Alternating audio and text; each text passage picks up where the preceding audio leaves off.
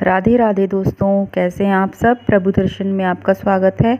आज मैं आपको किशोरी जी की एक सच्ची घटना सुनाने वाली हूँ, जिसे सुनकर एहसास होता है कि राधा रानी अपने भक्तों से कितना प्रेम करती हैं।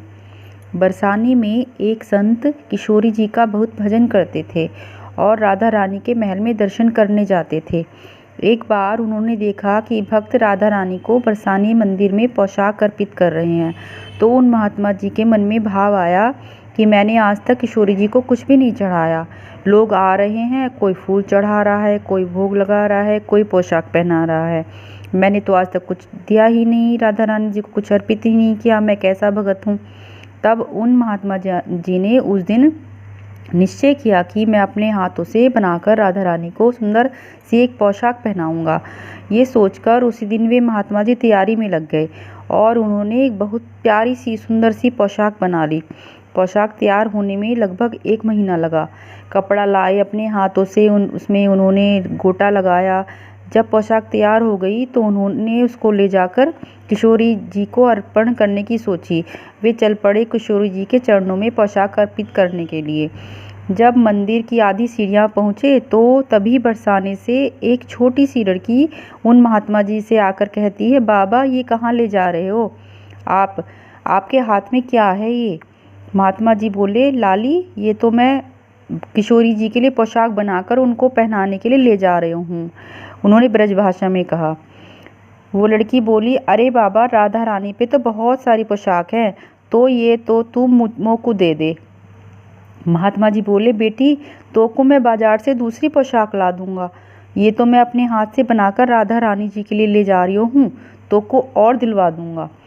लेकिन उस लड़की ने महात्मा जी का दुपट्टा पकड़ लिया और जिद करने लगी, बाबा ये मोको दे दो। संत भी जिद करने लगे, नहीं दूसरी दिलाऊंगा। तब वह बालिका संत के हाथों से पोशाक छीनकर ले भागी। अब महात्मा जी बहुत दुखी हो गए। बूढ़े महात्मा जी थे, अब कहाँ ढूंढें उस बच्ची को। वहीं सीढ़ियों पर बैठकर रोने लगे। जब किसी ने पूछा, महात्मा जी क्यों रो रहे हो? तब उन्होंने बताया, जैसे तैसे मैंने एक पोशाक बनाकर लेकर आया था राधा रानी जी के लिए, उन्हें पहना था। उससे पहले एक छोटी लाली उसे लेकर भाग गई, अब क्या करूं? तब भक्तों ने कहा, बाबा ले गई सो ले गई, अब कब तक रोगे? चलो ऊपर दर्शन कर लो। बाबा ने रोना बंद कर दिया, लेकिन बहुत उदास थे। अनमने से होकर दर्शन के लिए चल दिए।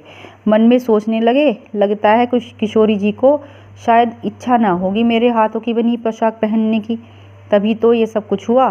फिर सोचते हुए दुखी होते हुए जा रहे थे। तभी जब अंदर जाकर वो दर्शनों के लिए जैसे ही उन्होंने श्री जी का दर्शन किया, तो महात्मा जी ने क्या देखा?